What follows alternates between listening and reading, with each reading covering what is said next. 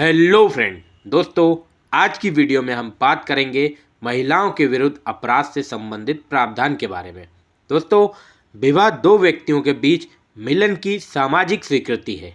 इस मिलन के साथ ही दो लोगों के बीच कुछ अधिकार एवं दायित्व उत्पन्न होते हैं। विवाह से संबंधित अपराध भारतीय न्याय संहिता 2023, जिसे हम BNS के नाम से भी जानते हैं, के अध्याय 5 के अंतर्गत आते हैं, जिसमें महिलाओं के विरुद्ध अपराध से संबंधित प्रावधान दिए गए हैं। विवाह से संबंधित अपराध की हम बात करें तो उसमें पहला पॉइंट आ रहा है दहेज मृत्यु। BNS की धारा 80 में दहेज मृत्यु के लिए प्रावधान दिया गया है, जिसमें मृत्यु का कारण जलने से, शारीरिक चोट से या सामान्य परिस्थितियों के अतिरिक्त अन्य किसी कारण से मृत्यु हुई हो, वो डिफाइन किया गया है। मृत्यु का समय विवाह के 7 वर्ष के अंदर ही मृत्यु हुई हो, ये ज़रूरी है दहेज मृत्यु के केस में। उसके बाद ये दर्शाया जाना चाहिए कि उसकी मृत्यु से कुछ समय पहले उसके पति या उसके पति के किसी रिश्तेदार द्वारा दहेज की मांग के लिए या उससे संबंध में क्रूरता या उत्पीड़न किया गया था। ऐसी मृत्यु ये माना जाएगा कि ये घटना उसके पति या उसके रिश्तेदार द्वारा या उसके रिश्तेदार के कारण हुई है। अब ऐसी स्थिति में जो सज़ा की बात करें हम, तो जो कोई दहेज हत्या कारित करता है उसे कम से कम 7 वर्ष के कारावास से दंडित किया जाएगा, किंतु जो आजीवन कारावास तक हो सकता है। मतलब कि डिपेंड करता है अपराध किस कंडीशन का किया गया है। धारा 81 की बात करें तो पुरुष द्वारा धोखे से वेद विवाह का वचन देकर किया गया सहवास के बारे में इसको डिफाइन किया गया है। तो BNS की धारा 81 में व्यक्ति द्वारा धोखे से वेद विवाह का वचन देकर किए गए सहवास के लिए प्रावधान किया गया है, जिसमें प्रत्येक पुरुष जो छल से किसी स्त्री को जो उससे विधिपूर्वक विवाहित नहीं है, ये विश्वास दिलाएगा कि वे उससे विधिपूर्वक विवाहित है तथा उस विश्वास के आधार पर उसके साथ सहवास या मैथुन करे, वे दोनों में से किसी भी भांति के कारावास से, जिसकी अवधि 10 वर्ष तक हो सकती है, दंडित किया जाएगा तथा अर्थदंड से भी दंडित किया जाएगा।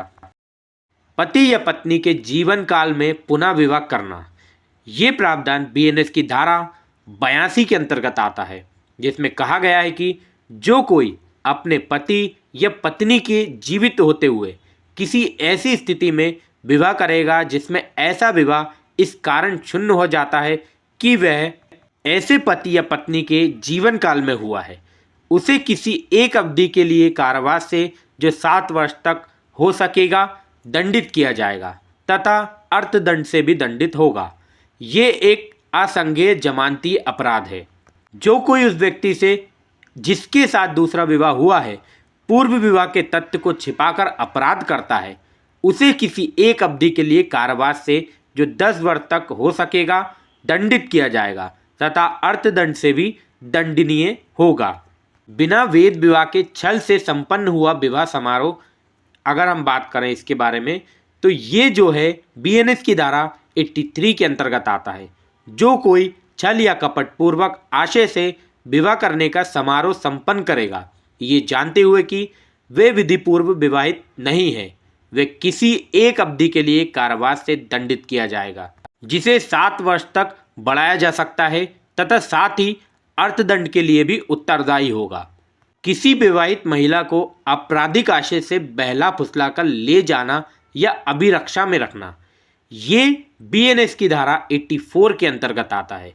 जो कोई किसी स्त्री को जो किसी अन्य पुरुष की पत्नी है तथा जिसके विषय में वह जानता है या विश्वास करने का कारण रखता है, इस आशय से ले जाएगा या फुसलाएगा कि वह किसी व्यक्ति के साथ अवैध संभोग करे या उस आशय से किसी ऐसी स्त्री को छिपाएगा या रोक रखेगा, वह दोनों में से किसी भांति के कारावास से जिसकी अवधि 2 वर्ष तक की हो सकेगी या अर्थदंड से या दोनों से दंडित किया जाएगा। अगला पॉइंट है किसी महिला के पति या पति के रिश्तेदार द्वारा उसके साथ क्रूरता करना। ये धारा BNS की 85 के अंतर्गत आती है, जो कोई किसी स्त्री का पति या पति का संबंधित हो ऐसी स्त्री के साथ क्रूरता करेगा उसे 3 वर्ष के कारावास से दंडित किया जाएगा, साथ ही अर्थदंड से भी दंडित किया जाएगा। अब अगर हम क्रूरता की बात करें, क्रूरता की परिभाषा की बात करें, तो बीएनएस की धारा 86 के अंतर्गत इसको डिफाइन किया गया है। इसमें इस धारा के प्रयोजन के लिए क्रूरता से तात्पर्य है कोई भी जानबूझकर किया गया आचरण जो ऐसी प्रकृति का हो जिससे महिला को आत्महत्या करने के लिए प्रेरित करने या महिला के जीवन, अंग या स्वास्थ्य को गंभीर चोट या खतरा पैदा करने की संभावना हो, या महिला का उत्पीड़न जहां ऐसा उत्पीड़न उसे या उसके किसी संबंधित व्यक्ति को किसी संपत्ति या मूल्यवान प्रतिभूति की अवैध मांग को पूरा करने के लिए मजबूर करने के उद्देश्य से किया जाता है, या उसके किसी संबंधित व्यक्ति द्वारा ऐसी मांग को पूरा करने में विफलता के कारण किया जाता है, उसे हम क्रूरता की श्रेणी में मान सकते हैं। किसी महिला का व्यापरण कारित करना, अपहरण कारित करना या विवाह के लिए विवश करना, ये सब अगर हम इसकी बात करें तो ये बीएनएस की धारा 87 के अंतर्गत आता है। यहाँ कहा गया है कि किसी महिला का अपहरण, व्यापरण या उसे विवाह के लिए विवश करना आदि इस आशय से किया जाता है कि उसकी इच्छा के विरुद्ध उसे विवाह करने के लिए बाध्य करना, उसे अभेद संभोग के लिए विवश करना या बहकाना। इस कंडीशन में 10 वर्ष तक के कारावास से और अर्थदंड से दंडित किया जाएगा। इस तरह से हमने जाना महिलाओं के विरुद्ध अपराध और उसकी सज़ा के बारे में। तो दोस्तों, उम्मीद करता हूँ आपको वीडियो अच्छी लगी होगी। तो मिलते हैं नेक्स्ट वीडियो में किसी नए टॉपिक के साथ। तब तक के लिए जय हिंद, जय भारत।